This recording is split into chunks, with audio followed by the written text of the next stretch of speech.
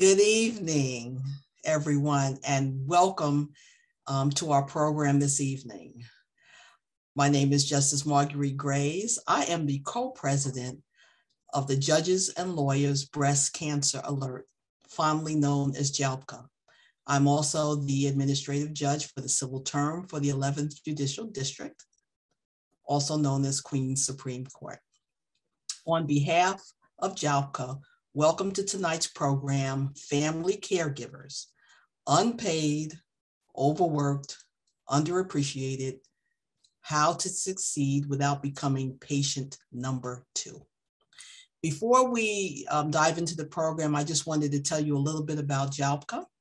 Jalbca is an association of judges and lawyers that was founded in 1992. This year, we are celebrating our 30th anniversary. Jalbca underwrites dozens of free mammography vans to provide uninsured and underinsured women in breast cancer screening in their own communities. We fund legal and other support services for individuals and families in crisis from breast cancer, which have been more important than ever during this COVID-19 pandemic. We also provide resources to members of the legal community diagnosed with breast cancer, including a new support group that meets monthly by Zoom. We present educational programs, such as this one, to raise awareness of medical and personal challenges relating to breast cancer and resources to assist patients and their family caregivers. Now, Jalbca is small but mighty.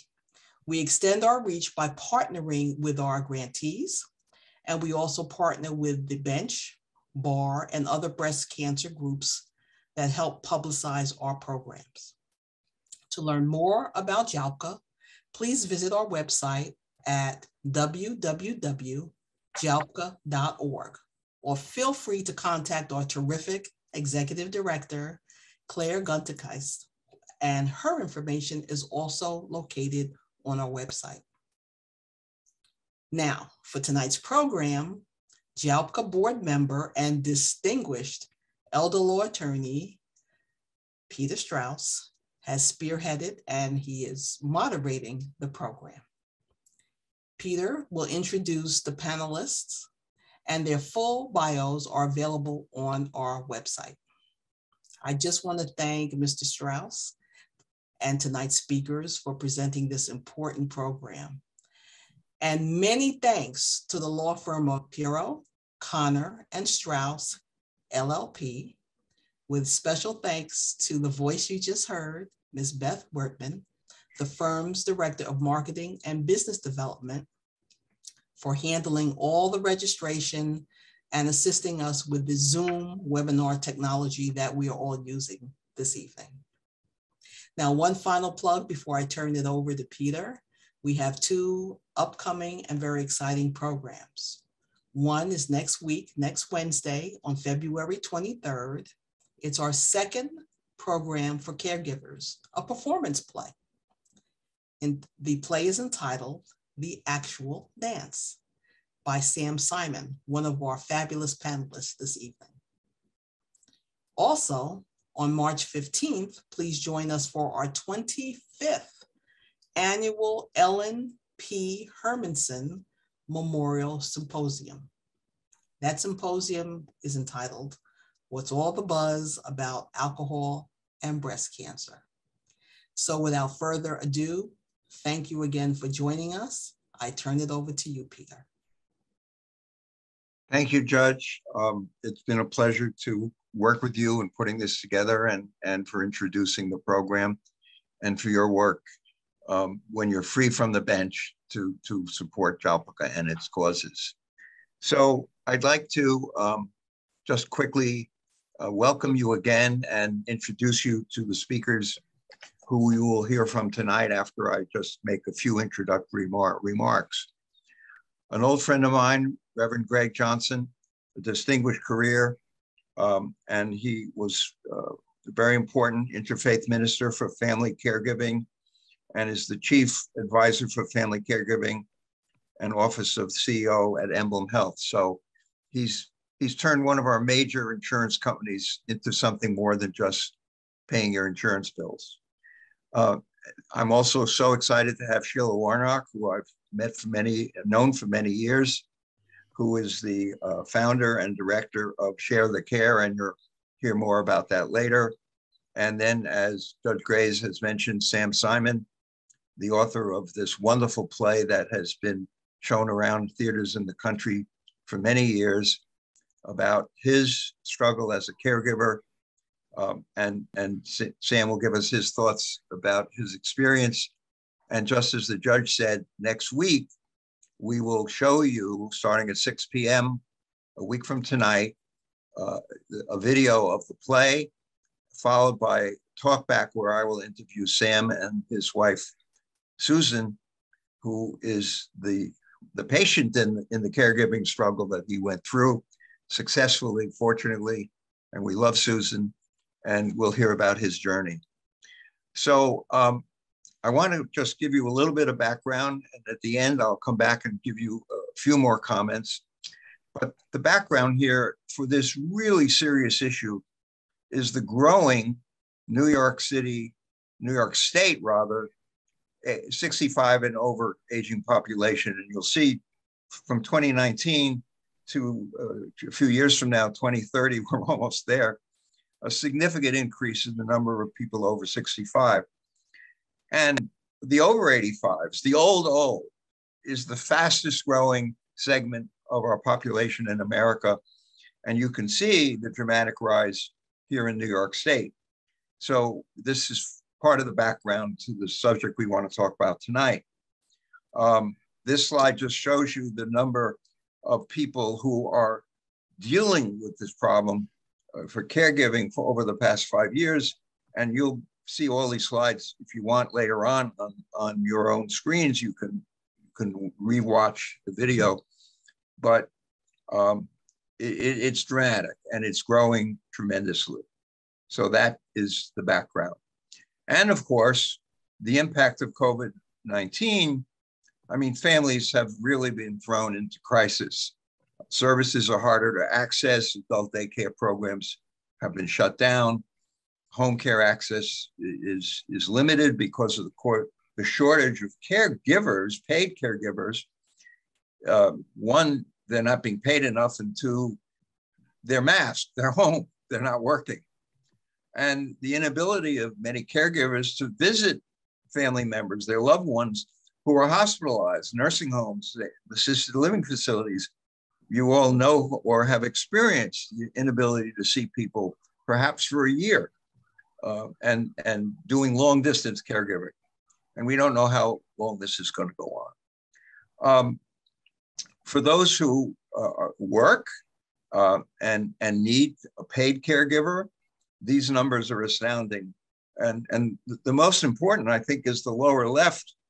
23% of jobs available for home care aides are being unfilled. And this is for many factors, but it is a significant problem, particularly upstate, not quite as bad in New York City, but it has a dramatic effect on the ability to accomplish the goal of caregiving. So for those who have to pay for care, these numbers are dramatic. This can wipe out a family, and we can talk about this later, but upstate, a full-time home care aide can cost $192,000 a year. Who'd have thought? And in metropolitan New York City area, we could be at $215,000, $216,000 or even more.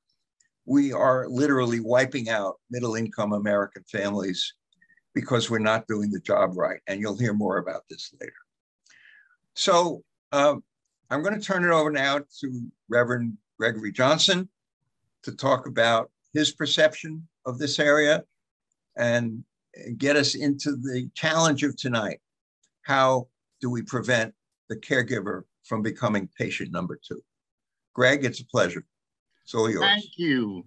Thank you, Peter. And it's wonderful to be here this evening with all of you. And I want to thank you, Peter, and I want to thank Beth from your office for her wonderful work. And I want to thank you for introducing me to Jalbca. One of the most enjoyable evenings I spent, and I say it to those of you who are online, was with your committee. And I am going to put my brief remarks based around that wonderful conversation. And also, it's wonderful to be with two of my best friends, SHEILA and Sam. We have been privileged to speak in many, many places together. But let me begin this way. Wherever in the world I'm invited to speak, I begin the same way, by simply saying, I've come to say the two words that family caregivers rarely, if ever, hear.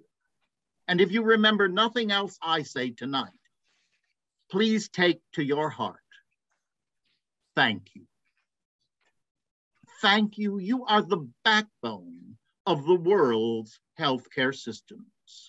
Yes, you're distinguished lawyers, distinguished judges, and guests from many fields who are with us in this incredibly wonderful response to the program.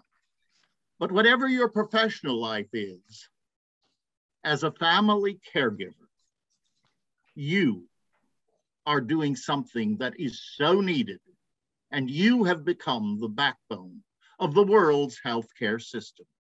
It's family caregiving that truly unites the world. I'm privileged to see that because I travel internationally and have, not for the last 2 years, but I have done it in these last 2 years by this wonderful vehicle called technology and Zoom, and for which I am endlessly, endlessly grateful. When I was first invited by EMBLEMHEALTH, and I'm deeply grateful for them, for in truth, they gave me the ministry of my life for the last 22 years. I was invited to bring attention to the third leg of the healthcare stool. And I want to just begin with that because it's something that we need to look at. With the brilliant work that you as Jalbca have been doing, you have been focusing very much on the care recipients. But in the drama, as it were, of healthcare, if we were going to do a play, we'd need 3 actors. We would need a care recipient, someone who is ill physically, emotionally, or spiritually. And we know that when we're challenged in one area, it relates to all of them. So that first leg of that stool is the care recipient. The second leg are the professional caregivers, meaning persons who are paid, from the highest paid doctor to the very underpaid home care attendants. Those are the paid family, the professional caregiver is what we refer to them. The third leg is traditionally the unpaid family caregiver. And that can be family of origins and families of choice. We need all 3 legs working together to hold that stool. And for a very long time, much of the focus in healthcare had been on the care recipient and on the professional caregiver. And when Emblem's chairman came to me at that time, and the chairman of the foundation, they said, we want to bring attention to the often silent patients. And that is the theme of tonight's program. And it's the reason I begin here. It is the silent patient, often the family caregiver. And let me show you an example. What happens? You're a wonderful woman. You're at home. You're caring for someone. The doorbell rings. You open the door, and the person standing on the other side says, how is he doing? You don't exist. And too often in caregiving, the caregiver, the family caregiver, recedes and recedes into isolation until, instead of being able to give from their abundance, they're struggling to even live. So when I was asked at that very first luncheon when we were discussing this, and these were 2 friends of mine, they said, what would your mission statement be? And I said, well, quite frankly, first of all, at that point, I knew nothing formally about family caregiving. because other than what I had done. And I knew it from a minister's point of view. And I certainly knew nothing about insurance. Well, that I certainly have learned. And I'm very grateful for that. But as a minister, and this is what really excited me about this invitation, I said to the two of them, I said, you know, it's quite interesting to me. And I'm grateful for the attention that you want to bring to these silent patients. Because as a minister, I have buried more caregivers than care recipients. Yes. And that remains true because it's been my life's work and ministry, as it were. So I'm not the perfect example on that, but that was the point. We want to keep caregivers caregivers. That's the mission statement. Keeping caregivers caregivers, not creating more care recipients. Now, what is a family caregiver? The brilliant Dr. Carol Levine from United Hospital Fund, her first book on family caregiving, and she's been the patron saint of this entire industry. Carol's first book was, and it was based on her life experience, as for each of us that you're going to hear tonight. We've been caregivers and we come from that point of view. But the title of her book, and it defines a family caregiver, it is someone who is always on call. And it never happens between 9 and 5. You know that. It happens when you got to push buttons and find things that drive us crazy, certainly me. And then another definition that Carol has used, and I use it very quickly with you. What is a family caregiver? It's someone who shows up and stays to help. Now, that's the hard part. It's someone who shows up and stays to help. Rosalind Carter has probably said it better than anyone. Since leaving the White House, Mrs. Carter has been very active with the Rosalind Carter Family Caregiving Initiative down in Plains, Georgia. I had the privilege of being there on several occasions and speaking there. And Mrs. Carter has a phrase for which she's well known all over the world. And I love it. She says, in life, there are really only 4 types of people. There are those of us who are family caregivers today. I'm one, and I know many of you are. There are those of us who have been family caregivers. There are those of us who will be caregivers. And there are people like me. I'm a multiple stroke survivor. There will be those of us who will be cared for. And before we leave this planet, most of us will play each of those roles at some point. And so it's extremely important that we understand what that role is. In family caregiving, there is really only one rule. There are not too many areas of life where there are one rule. But that rule is, before I can care for you, I've got to care for myself. Before I can care for you, I've got to care for myself. I can't say to you, lean on me and we're both going to fall over. No, I need to be able to give from my abundance so that together we can walk this journey. And this item that I'm now going to share with you came very much from the conversation I had with the committee of Jalbca, the Caregiving Program Committee. Our name is family, whether it's family of origin or family of choice, that's a whole lecture in and of itself. But we have many different types of families, each and every one of us. Caregivers is the second word. We are not cure givers. And for an organization and for people who are so frequently involved in wanting to learn the medical things, and all of that is extremely important, and it's part of the caregiving journey. But we are caregivers. And what does that mean? That means I accept today, at this moment, the present situation. I'm not going to plan the funeral. I'm not going to say, why didn't we do this? You never get anywhere saying why anyhow. The question is, what is the situation at this moment, and how can I help the care recipient, whom I know by and large better than the medical staff and better than anyone that they're dealing with, because in many cases they are a loved one. But I need to learn the gift of acceptance, that this is the reality. And then I can begin to learn all these other things, but I can be a vital part of the team. Because I need always to remember that for all the fear, for all the confusion, for all the shock of suddenly becoming a caregiver, the care recipient's going through that too and may not be able to communicate. So I need to be that stabilizing, loving presence that says, we'll walk together. I'm with you now. So I would urge you to please check into that very carefully.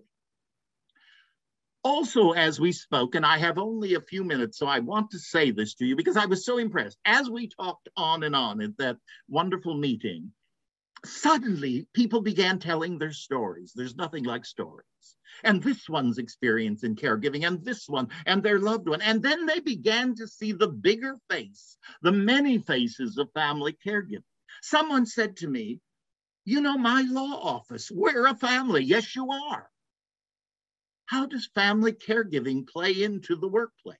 We at Emblem are doing a great deal of work on that because we have successfully implemented tools and resources within Emblem Health. We are now going into other corporations and helping them to help the caregiver to be the full person whom they are. I live in Manhattan. I'm speaking to you from my home in Chelsea, 21-story apartment building.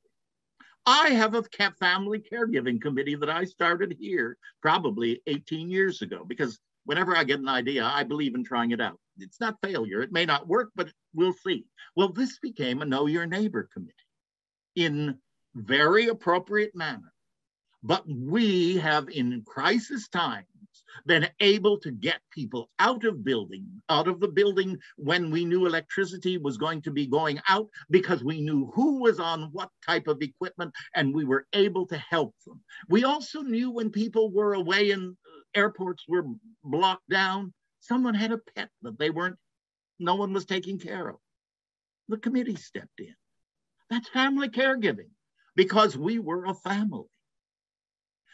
At my church, I've served for many years. I'm now retired from the Marble Collegiate Church. We started a caregiving support group because so often, folks, there are support groups for breast cancer. There are support groups for diabetes, for heart. But for people who have other diseases, there aren't support groups. So I call them a non-disease specific support group. There are many, many other opportunities.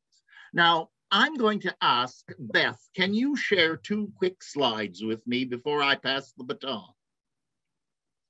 She's going to just share this with you, and you will have copies of it in the program so that you can use it later. And we're moving. There we go. May I see the next slide? Yes. This is a brief comment on family caregiving for you and a copy of a book that I wrote for the White House Conference on Aging. It's now available from Emblem Health in English, Spanish, and in Chinese. And the next slide, please. And our resources from Emblem Health are all listed. And then this is a group of programs that I do as Greg Johnson Partnerships International. We are blessed to have an international following. I do them weekly. The website for my corporate entity, which is Greg Johnson Partnerships International, I'm found on Facebook under Gregory Johnson, and our YouTube channel has hundreds and hundreds of programs. Family caregiving with the Rev. And just recently, I'm getting very modern with Instagram. No, I'm surrounding myself by people who can. So I want to thank you for this opportunity just to say hello, to say thank you, and I hope to set the stage for 2 incredible people. And now, thanks to Peter Strauss, I met the lady whom I'm about to introduce to you, the incredible, the woman who has blessed people all over the world, and wherever I travel, people say to me, do you know SHEILA Warnock? And I do indeed. SHEILA, it's all yours.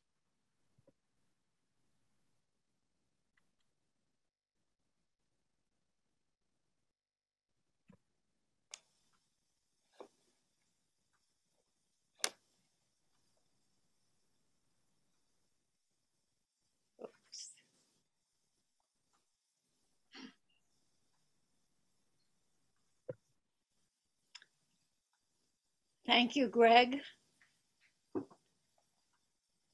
Thank you for that introduction. I'm very honored to be part of Jalbca's program this evening, and working with some friends like Sam and Greg. But I am here to talk about caregivers, a subject of which I know a great deal. Caregiving is the toughest job in the world, quite frankly. It really, really is, and I can attest to that. But it comes upon us kind of like a sudden emergency. It's a difficult diagnosis. It could be an accident. It could be some kind of crisis, is usually when caregivers end up being a caregiver, and they have no time to prepare. They're in the lion's den right away. So I just want to share my screen with you in a moment. But the thing that happens in the beginning is your friends, your neighbors come by. They say, oh, I'm so sorry to hear about what's going on. You know, call me if you need anything, or let me know how I can help. And then they leave, and then the caregiver is there by themselves. And what happens? Nothing. Crickets. That's because the caregiver doesn't want to impose on anybody, doesn't want to, you know, take away their time, and also feels they could never reciprocate if somebody helped them. And the people that have offered their help go away, but they're not going away because they don't care. They just don't know what to do. They don't know what to say. They don't know where to begin. And so we're left with this place that's really terrible. Nobody teaches us how to be a caregiver. That's really the crux of it. We don't learn this in school. We don't learn this. We learn on the job, and that's a problem. And that's one of the things that my work with Share the Care is trying to change. So I'd like to share my screen with you and take you on a journey. Whoops, came too far. No one teaches us to be a caregiver. And like I said, you know, we learn on the job, but there is a solution, and that solution is Share the Care, because it's a plan of action that has been working for 25 years for people all over the US and 21 other countries that we're aware of. It's based on collaboration and teamwork, because if anything can change the world, it's a group of people who are like-minded and want to do something. And it allows them to be able to give emotional and social and practical support to somebody, whether they're at home or in the hospital, at discharge, during transitions into nursing homes or assisted living, where your group can go with you, and all the way up to end of life. And this all came about through personal experience, like it usually does for people who are in the position of talking about caregiving. For me, it started in 1984, when there was absolutely nothing on earth to help caregivers. No organizations, no books, no nothing. So I found myself to be my mother's long distance solitary caregiver at that time. And it was one of the toughest times of my life. My mother lived 5.5 hours away from me, upstate. I'm in New York City. My father was deceased, and my brother was in the State Department, and he lived in Japan. My friends didn't understand what I was beginning to go through with my mother because their parents weren't at this stage. I had to quit my job because I was a freelancer, and you can't be a freelance anything if you are a caregiver. So I had no income.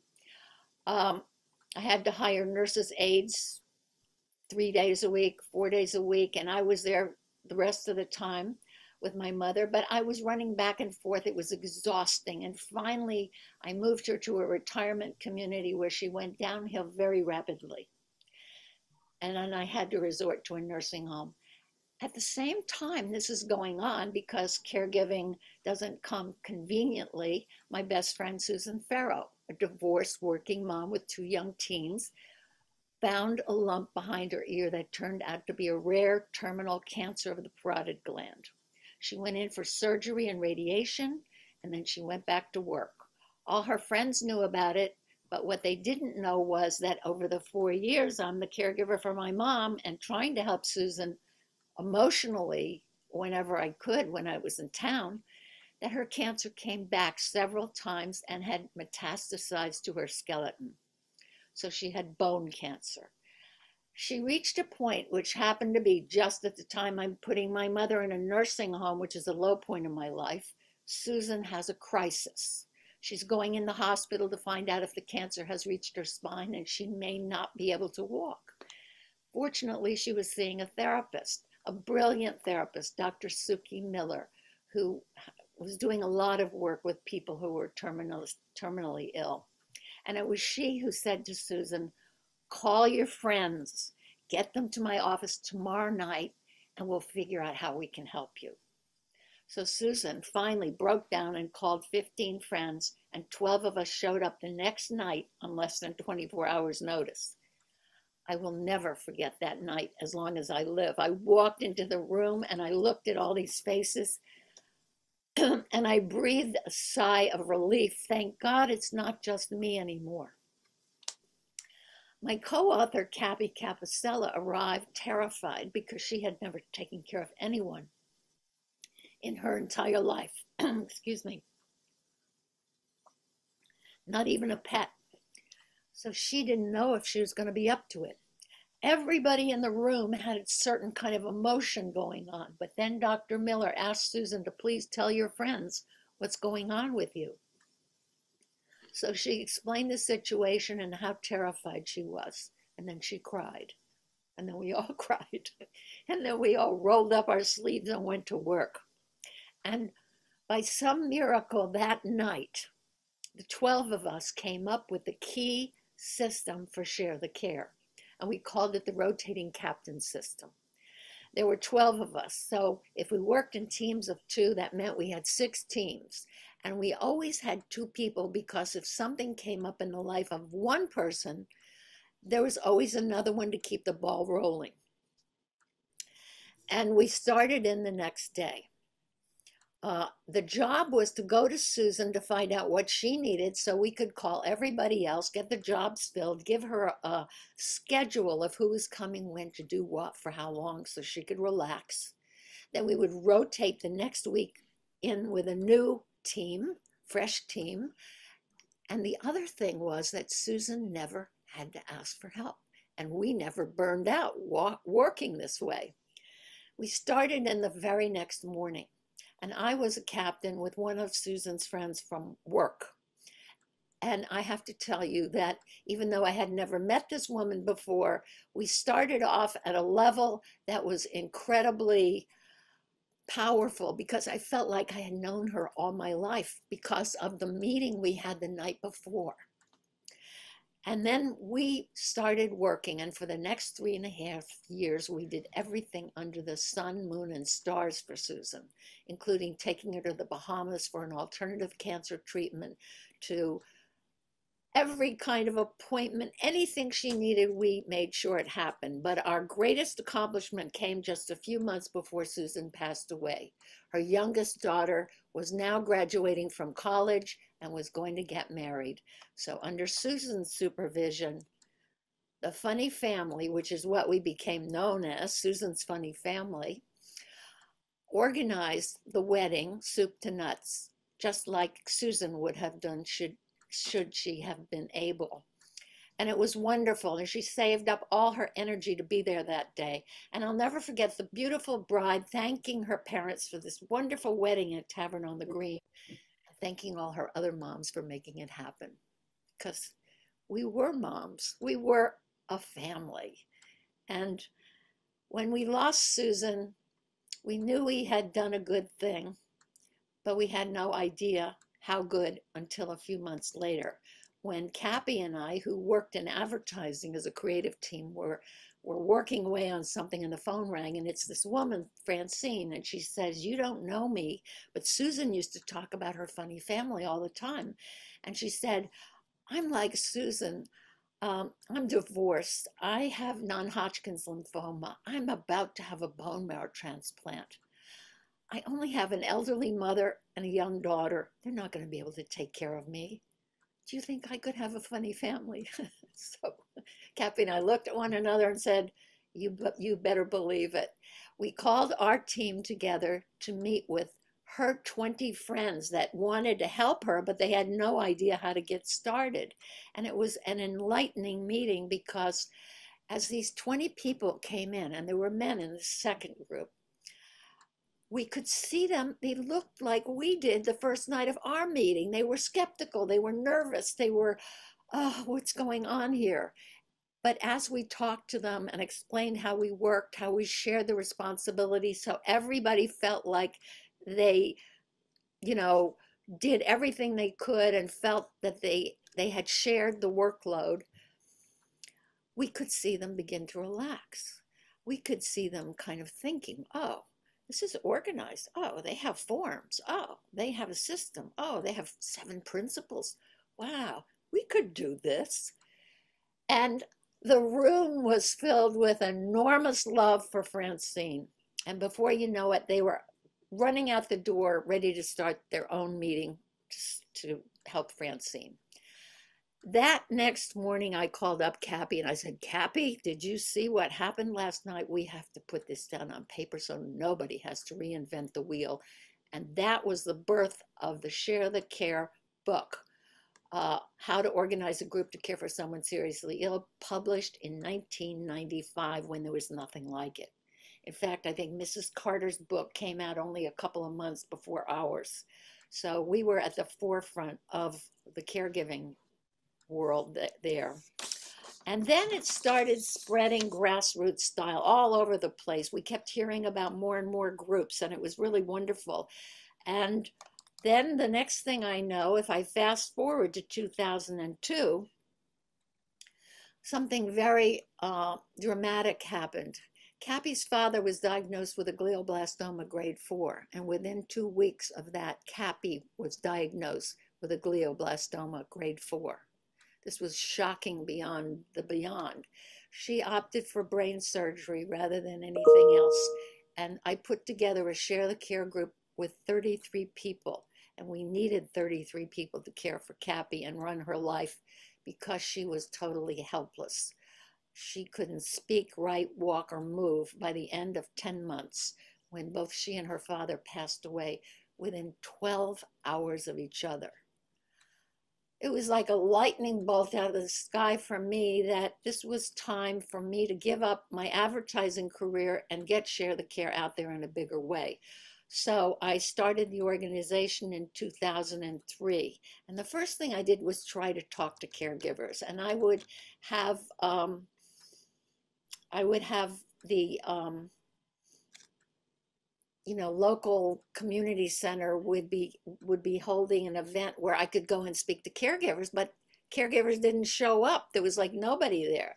So I had to find a different way, which I'll talk about in a moment. But the very next thing I did was to update the Share the Care book in 2004. I added 50 more pages based on the work Cappy's group had done, because it was really quite intense, and my informal research with other groups using the model and their ideas. And So the way I got around the fact that caregivers are too exhausted to come to listen to me talk about share the care and how it works and all of that, there's no room left in their brain. They're so on overload. All I had to do was remember what I felt like as a caregiver.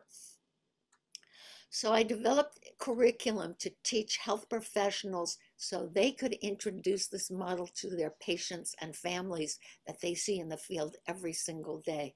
So we do keynotes, a special training that's accredited by the Nurses Association, and all kinds of presentations all over. So this is how we get the word out. Key facts about Share the Care. This is very important. We do not start groups for people. I do not teach professionals to start groups.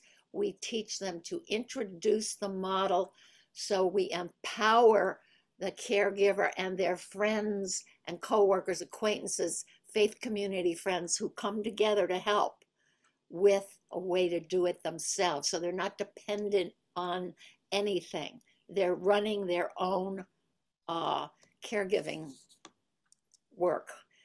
This is our current website. So if you go to it, you will find everything you need to start a Share the Care group, including links to purchase the book from Amazon, or also download all 23 Share the Care forms. There are some handouts that give an overview of how this gets started, as well as tips for the early weeks that a group is working together, even down to creating an emergency plan when something happens, what to do.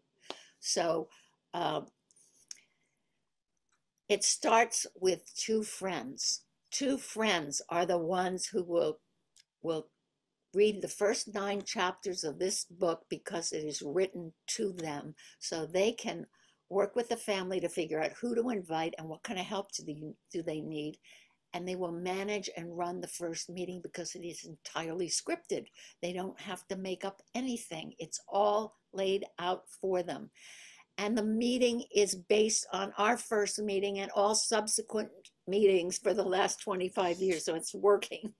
You just pick up the book and make it happen. People get to choose their level of commitment, and nobody has to do a job they don't feel comfortable doing. That's very key. So the group meets. They learn who everybody is, what they do for a living, start to uncover talents and skills. They learn about the Share the Care systems, and they leave with a plan of action and a sense of commitment. This is the heart of what Share the Care is all about. Nobody else does anything like it. The guidebook continues to help them uncover more skills and talents, how to share jobs, how to work through group problem solving, also how to face your own emotional issues as a caregiver. The 7 principles are in there, and they keep a group going. And those principles are in the handout you can download from our website. Also signals when another meeting is needed, and that comes when there's been a dramatic change in the care recipient. They're getting better, or they're moving closer to end of life. And so the group needs to adjust how it's working and what they're doing to meet those needs. And also a closing meeting is very important when the need has gone away. Groups are made up of everybody. This is not about a certain type of, everybody has something to give. And this is not about us against nurses, aides. We're all in it together. Everybody who's helping this person and this family and this caregiver, we're all in it together. And don't forget about people that live in other states or other countries even. They can help through the internet. And people who have their own health issues oftentimes want to have a purpose and want to be part of a group, because there's a magic about a group at work that makes people want to have a piece of it. And from our perspective, student nurses and people who are studying to be social workers can really learn a lot by participating in a Share the Care group. It is also very interesting to me that this started for a cancer patient. Today it has evolved to work through anything even keeping a business going, work through anything through the entire life cycle, from a difficult pregnancy all the way through end of life and bereavement. So older adults living alone who just need some assistance, this is a great way to support them. Grandparents raising small children, et cetera, et cetera. So the model works to do anything with a group of people. There has been a study, it was published in the Journal of Gerontological Social Work in 2016. It was a study that consisted of 134 caregivers, care recipients, and group members from the US, Canada, Australia, and representation from the UK, as well as Hong Kong. And in a nutshell, Share the Care study shows that the caregiving preparedness of the group members, makes them effective teammates and future caregivers when we're going to need a whole lot of caregivers, especially with COVID and long haulers and the aging population. This is a serious thing, and we need to bring back kindness and helping each other. This is the most important thing one can do in terms of getting the world back in good working order. Share the Care supports the care receiver's ability to stay at home with necessary informal systems in place. It's replicable, its functionality can be applied across settings anywhere for any circumstance. It ensures the longevity and the successful caregiving experience because of its structured system of care. That makes all the difference in the world. This is not loosey-goosey, this is very structured. It helps reduce the burden on the caregiver, of course, and has a positive impact on everyone involved. As one of the people in the study mentioned, the caregiver said, she was better able to balance caregiving with other responsibilities. Without the group, it would have been nearly impossible for me to continue my employment while taking care of my sibling. Yes, having a group help you. This quote is similar to ones that I hear all the time. It was the most rewarding experience of my life, believe it or not. It proved that I could contribute so much without feeling overwhelmed or overburdened. It taught me to trust others and to know the real meaning of teamwork. Emotionally, being able to choose to help according to my strengths and to pass the buck where I felt weak was a godsend. So,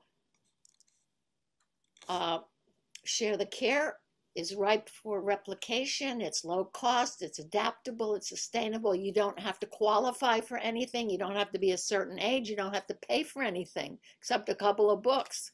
And it addresses some of the multiple policy objectives that are going on now. It decreases caregiver burden and social isolation. It will better prepare communities to meet the challenges of an aging society and a COVID society, and to improve end-of-life care. So on that note, I'm just going to show you my contact information, which will be available at the end of this whole event. You'll get everybody's, but I really urge you to please go to our website and really explore it. We have sections for caregivers and their friends, health professionals, faith communities, as well as corporations. So there's many videos and a lot to look at, and I hope that you will consider opening your heart to letting people help you, because they want to, if they have a way of doing it that is organized, makes sense, and that is heartfelt. We want to bring back kindness. So I'm going to go back and stop sharing so that I can introduce to you your next speaker, who is Sam Simon of the Actual Dance fame, and hear his inspirational story of caregiving that's all about love. Over to you, Sam.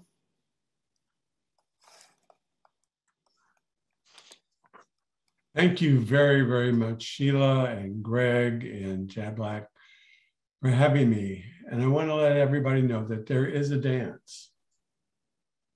to dance that one day, each and every one of us will dance. And this dance takes place in a grand ballroom with a fabulous orchestra. The orchestra, I think, actually plays whatever song that the dancers themselves want to hear. And even though I've been to so many of these events,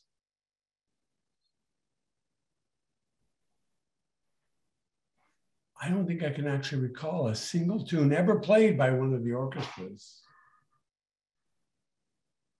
See, you can attend one of these events as a guest of the dancers, or you might just end up in the gallery watching as someone you know and love is dancing. When it's my turn to dance, I want to dance with the person I have loved most in this world. For most of my life, I was just another person. Actually, as I got into my work in Washington, my son called me a minor celebrity. I had a law degree. I went to work for Ralph Nader in 1970, one of the first people ever to work for him. And I was, by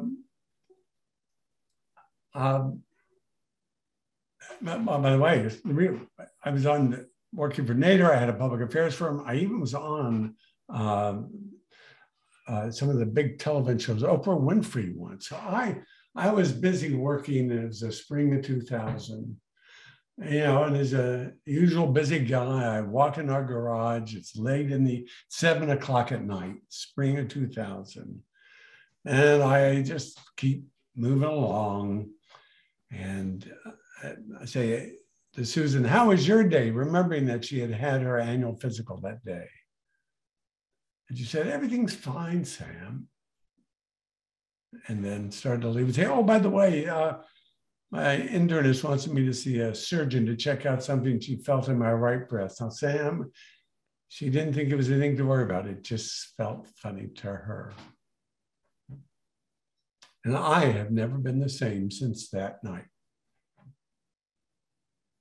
I finished a career and I sold a company, and I'm doing something now that I never believed I would be doing, because I had an experience that I could not have imagined. And it is my privilege to articulate that experience both in a play and now in a book. And I learned from my experience. Now, the details of it are all listed are all in this play and more detailed in the book. But a couple of things I learned. Now, the deal is, and I think it's important for you to know that when it all started, Susan and I had been married 34 years. Her mother had passed away from breast cancer at the age of 56. Susan, when our journey started, Susan was 54. Now, Susan never gave up. And as we went through this journey, you will hear, if you come next week and watch the play, that the doctors by and large did at some points. The news would be good, then be bad, then be really bad, and then really, really bad. And I had a job. My job, in part, was Susan said, I don't want anybody negative around me. I just want you to think about that. We've been married 34 years. I was convinced she was going to die in my head because her mother did.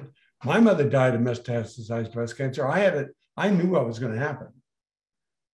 But she insisted that nobody be around her. And so this is 2022. Just this past year, I figured out another key to my experience. I never quite understood why it took me 9 years to write this play. And then It's been another about 4 or 5 years, or actually, it took me 9 years to write the play. It took me 3 years to get it all done. And now it's been another 9 years that I've been performing. Actually, correct myself again, 11 years to write the play. But why did I never understand what it was that, why I took so long to begin to tell the story? And I realized that a caregiver, and I'm going to get to this because I have a new word for you, a love partner. After 34 years, her intimate partner, 2 children, she couldn't sniff out that I had given up on a good outcome. Not that on her, on a good outcome. And, you know, I realize now that I had to push it so deep inside of me that I couldn't even admit it to myself. Even though I was aware of it, I couldn't open up to it until, and thanks to theater. And I did improv theater, and I did look with a good group of supporters, able to write a play that I have been able to perform. And every time I perform it, by the way, the most important feedback is from the audience, and they let me understand that I was not alone, and my experience is not unique. But I want to make a point here, and then I'm going to try to articulate a bit more of how I felt. And by the way, I did perform the full show live for Jalbca, I think it was about 5 years ago. And every time afterwards, usually it's Greg Johnson who moderates the call. This time we had a psychiatrist, an oncological psychiatrist from Sloan Kettering moderating the play. And this is not a brag, but she said, you know, I got to tell you what Sam did, what he describes. As a psychiatrist, I would say he did it all right. He did everything he needed to do. The things I did, looking for help, how I looked for the help, who I went to, you have to see the play to know it all. And I didn't do it with intention. I was desperate. Why was I desperate? Because I was going to lose the person I love most in this world. And my show is what I call the love partner journey. So yes, we are all family caregivers. And all the information you just received is absolutely right. And there is another half of that journey. And I do this because I've come to believe that as a caregiver, that I wasn't simply giving care. And there are scenes in the show where I hold out the semicircular pan for Susan to throw up. I steady her. She goes to the bathroom with the IV stands. And that's giving care. I cared for her. I know I cared for her, but I gave care. And my heart was breaking. I was dying inside in my own sort of way. And that was the hardest part of the journey for me, is how was I going to do this? And that's what drove me to ask for help from a rabbi, which didn't go all that well, which landed me in the office of a psychiatrist, which part of my journey was to experience an ecstatic moment, to see and imagine myself in a ballroom surrounded by everyone we'd ever met, ever known, ever loved in the world, ready to watch Susan and I dance a dance where our last dance, and she would disappear from my arms. How do you do that? Now, I've learned that I describe that role, that unique role, that needs its own supporting care as a love partner journey. It is distinct. It is the other half of what many, many people go to. As you've heard, you're unpaid, you have to take care of yourself, as Greg says, you need a team, and you have to understand the emotional side, and that there is a gift in the privilege of helping somebody you love as they go through this. Now, the book is a memoir, takes us from the day we met. We didn't even meet. We noticed each other until that moment when I expected Susan to literally disappear from my arms into a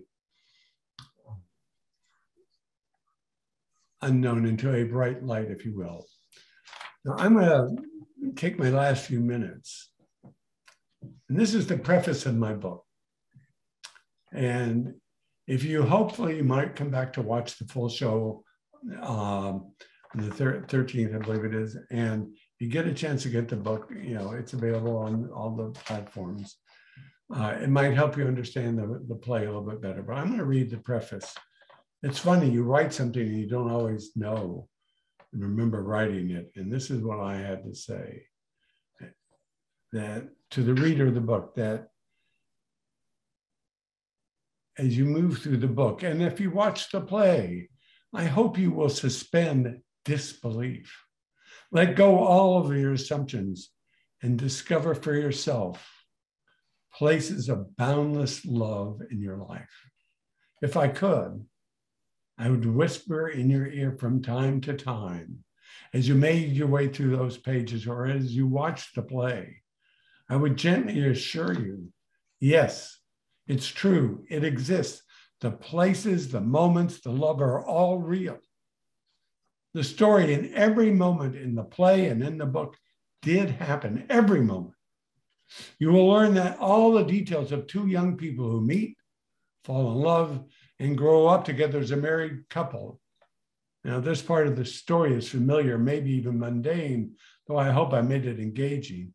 It, though, it is something else. It is a different place in time and in space in which I travel seamlessly and simultaneously as I stand on the edge of the abyss.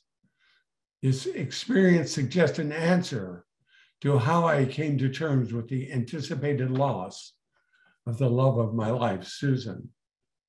As my whispers would assure you, the book and the play is not fiction. The memoir stems, as I said, from the actual experience. The paranormal moments are real. They're not products of my imaginations. I experienced them.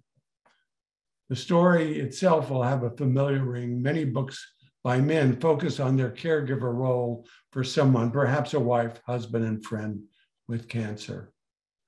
There are also many books about the end of life journey with a loved one. I believe this book is a little different.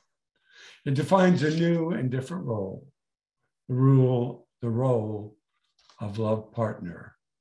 And the love partner is a person whose heart and soul, as I said, is breaking during the experience, the loss of the beloved. In this role, we're not a nurse, we're not giving care. And they are certainly important. Maybe the best way to describe or explain this, and perhaps you will see it as you read or watch a play, I am both a caregiver and a love partner. How do you hold the person you love most in your arm, most in the world, as they take their last breath? And how do you help your wife as she becomes sick to her stomach and when she requires to have an injection every day? Those are the two roles. They're distinct, they're clear. Through this journey, I came to understand what love really means.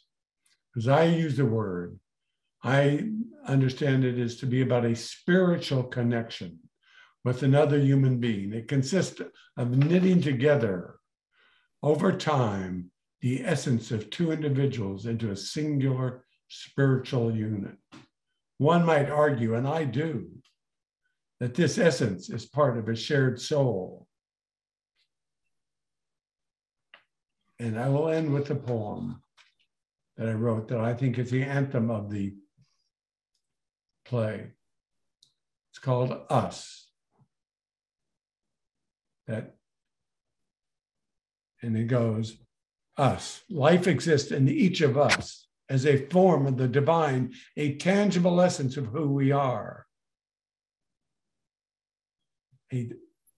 Love is when our essence became entwined, each an equal half of the other. I love you. simply awakens the us in you and me. I love you. I love you all. I love particularly Greg and SHEILA and those of you who work as caregivers and work to spread this message. Please, if you can, join us at 6 p.m. next Wednesday. You already had the spoiler alert. Susan is alive and well and will be with us, and you can register on this line. So with that, I turn this back to Peter. And again, Peter and Jalbca, thank you so much, and to my fellow panelists, and for all of you who've come to hear our stories.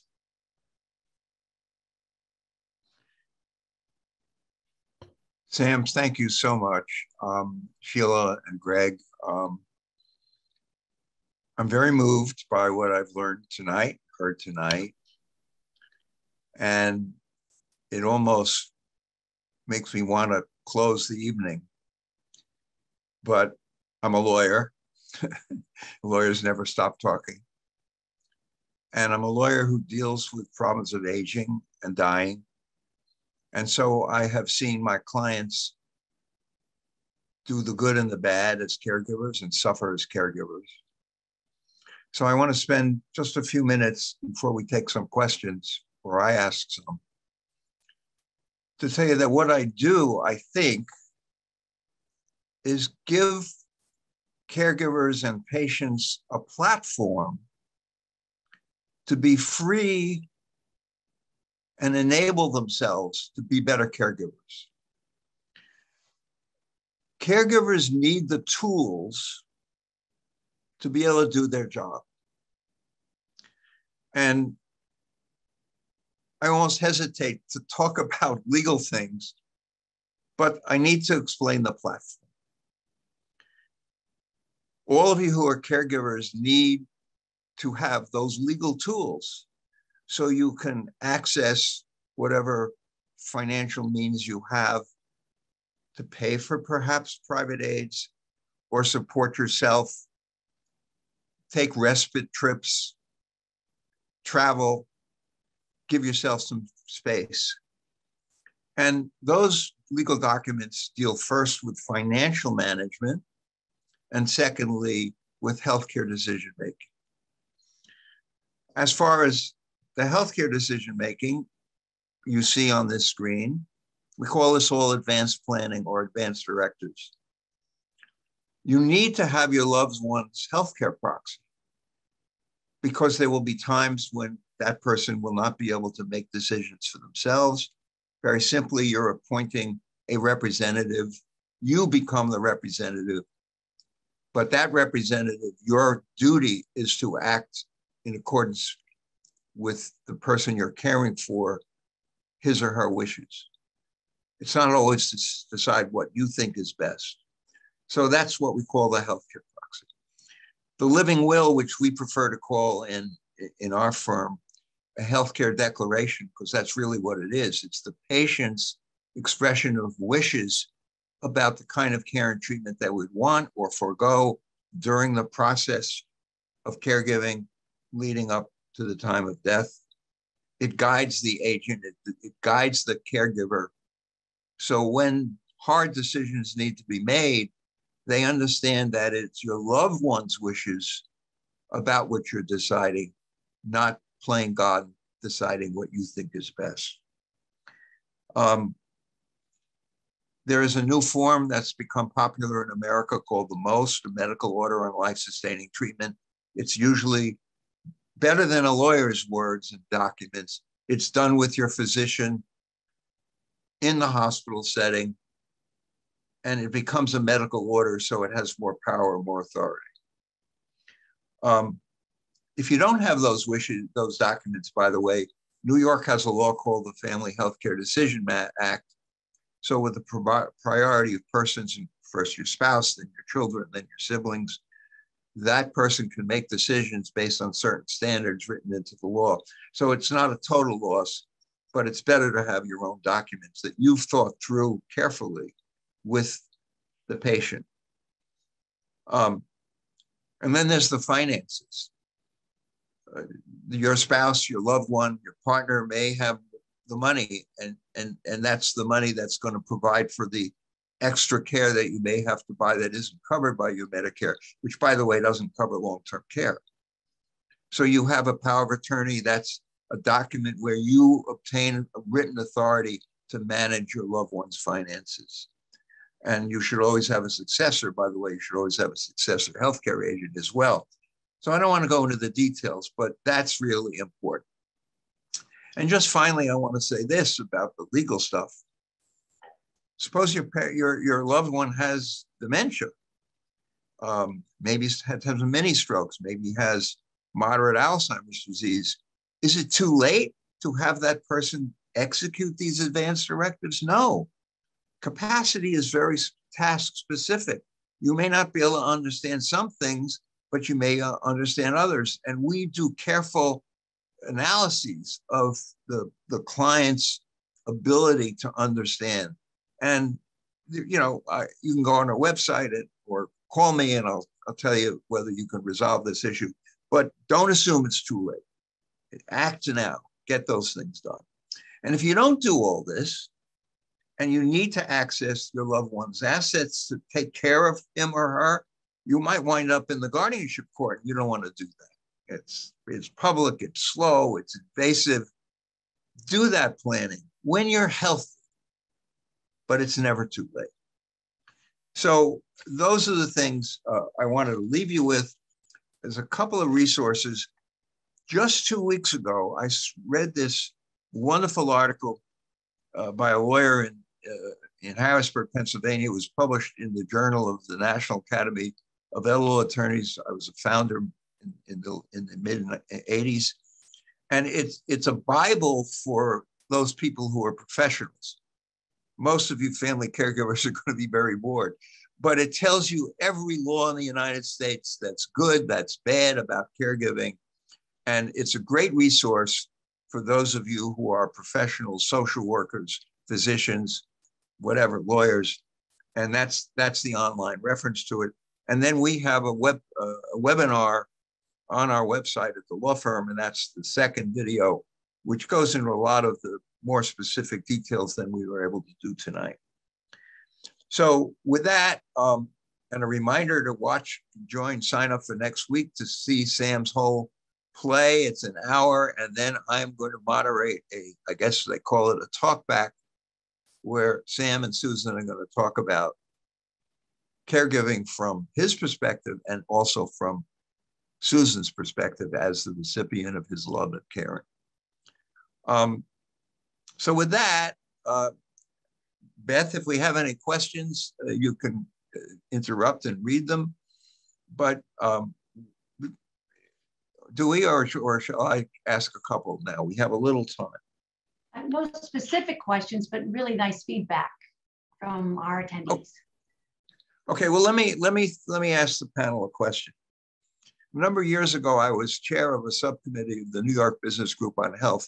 And on my committee, I had a lot of very senior executives in major American corporations based in New York. And most of those corporations had employee assistance programs.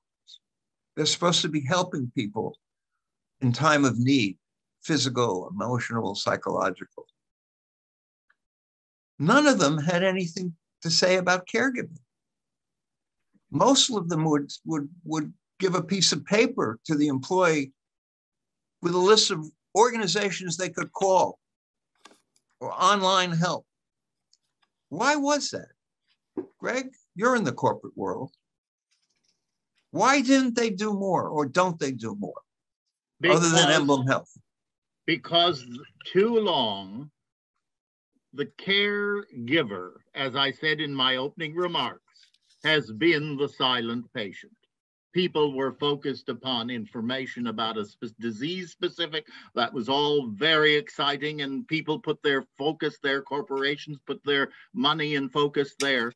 And therefore, they never got to the caregiver. And this was the gift that Emblem had. They said, healthcare is a three-legged stool. There are endless medical journals that talk of that.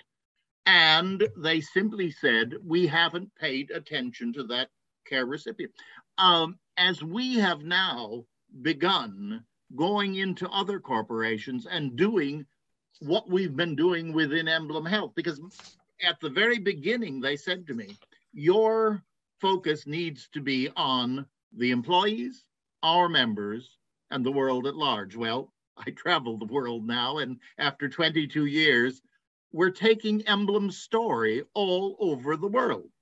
And there is a simple 8-part series that I did entitled You Are Not Alone. It's 8 to 10 minutes each one, very short, but it's Caregiving 101. And I have based classes on it all over. And we have begun taking that. Sheila's been part of it. We've started an organization with Emblem support called the New York City Partnership for Family Caregiving Corps, which is taking caregiving into the corporations, where I'm doing programs like Coffee and Caregiving, where we do a support group together. And they are some of the most powerful because they allow people to be their full self. Because these wonderful employees who are working 8, 10, 12 hours a day, they go home to another job that's 24/7. So Greg, when I was running this committee at the New York Business Group on Health, we ran some support groups. And what astounded me was that of the 15 people in the room on a particular evening, talking about the problems of illness in their family, most of them didn't define themselves as a caregiver. Right. Absolutely. Is that true? Totally. Why is that?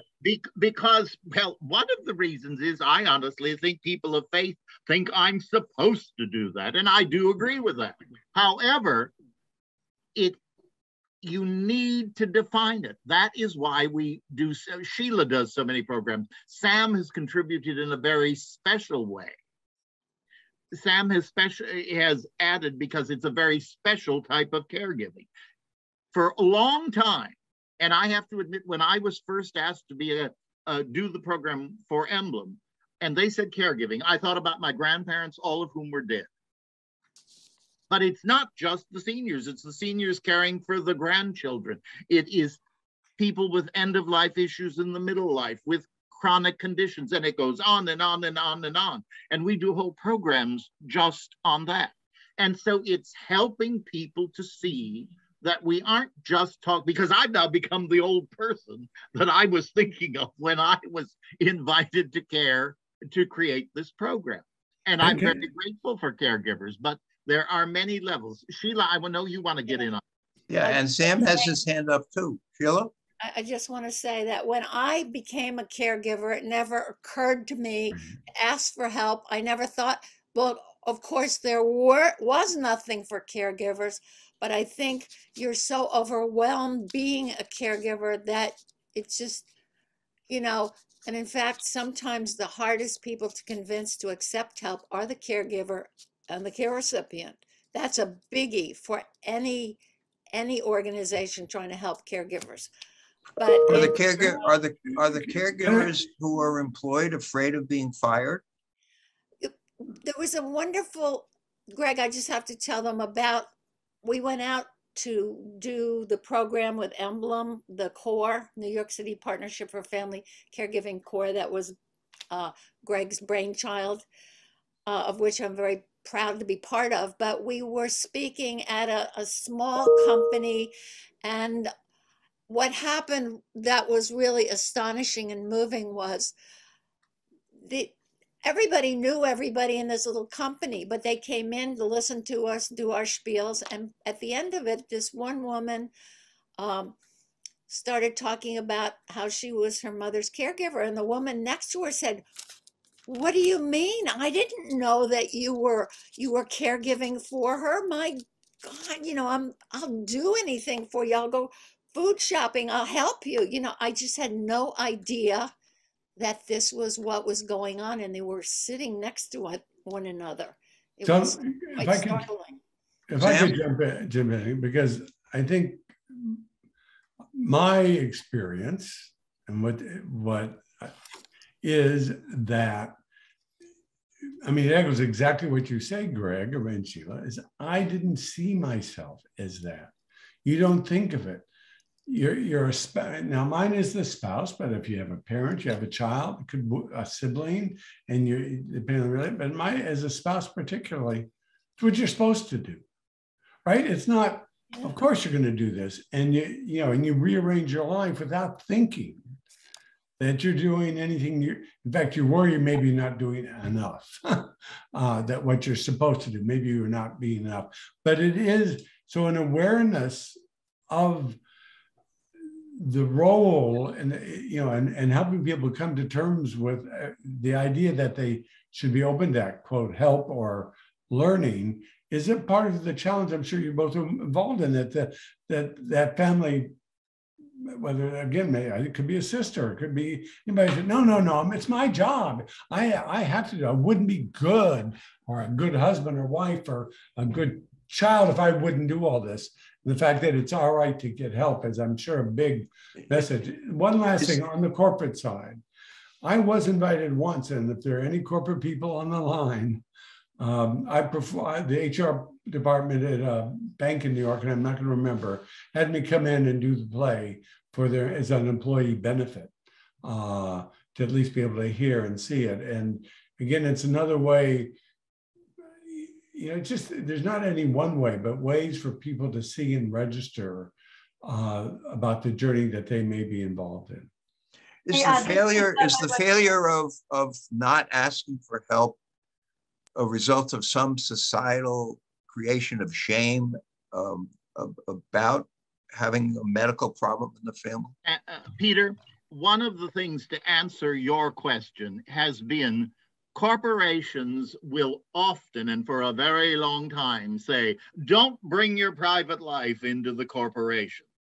Only recently have we had employee resource groups. Emblem is led that way. We have one for women. We have for the African-American community. We have it for the LGBT community, where we invite people to be their full, authentic self.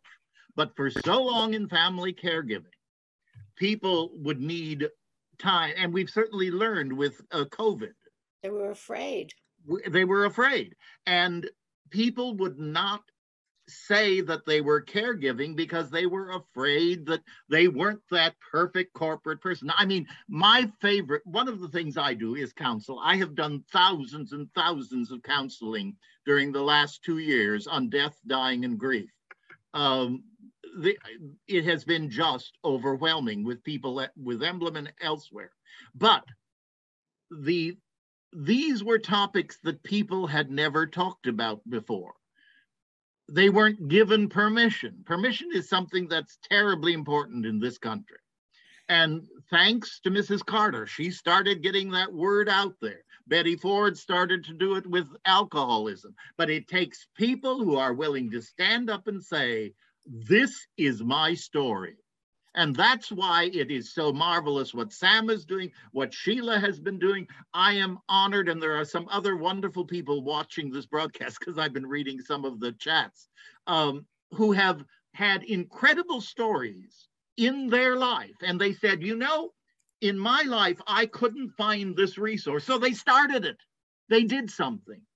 And now the gift is that as people are allowed to be who they are, it's not an excuse, but rather it's an empowerment. Well, we are basically out of time tonight, but I want to pick up on what you just said, Greg. The three of you have helped people to accept and acknowledge that they're caregivers and ask for help. And the concepts here tonight, we just touched on it. Sheila, your work is remarkable, and I'm thrilled that it's being replicated around the country. And Sam, you're getting people to think about it too. And Greg, your work I've known about for years. So I want to thank everybody who has watched tonight, and I hope you will sign up for next week, a week from tonight, but you will be fascinated by the play.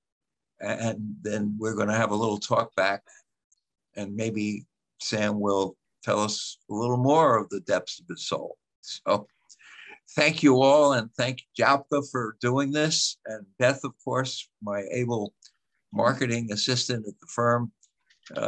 We've been thrilled to support this, and I hope the listeners, the watchers, I guess. Peter, there is a strain in the chat, real quick, because I'm delving in this a little bit myself. I haven't seen them, so go ahead. Well, no, it is about the caregiver and with somebody who has a form of dementia. And we're working with that a lot. I'm engaged in that process a little bit. And I don't have a good answer. I know it is a uniquely challenging moment. I would just add, but I've been working, there's something called Dementia Friendly America. It comes out of Dementia Friendly Europe. The Cleveland Clinic in Nevada has a great program, but you can Google Dementia Friendly. And a couple of quick things is treating that person with respect and dignity, and understanding they may know more than what you imagine.